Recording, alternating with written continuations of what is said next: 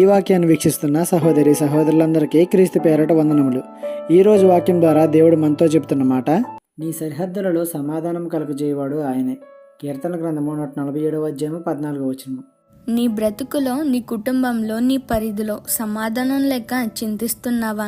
సమాధానం కోసం ఎన్నో చోట్లకు తిరిగి ఉంటావు, ఎంతో మందిని ఆశ్రయించి ఉంటావు, ఎంతో మందిని సహాయం కోసం బ్రతిమాలుకొని ఉంటావు, కానీ నీకు సమాధానం ఎక్కడా దొరికి ఉండదు. ఒకసారి యేసు వైపు చూడు, ఆయన పాదాల చెంత చేరు, ఆయన్ని అడుగు సమాధానం కొరకు. ఎందుకంటే ఆయన సమాధానమునకు అధిపతి. ఆయన మాత్రమే నీ సరిహద్దులలో సమాధానాన్ని కలుగజేయగలవాడు.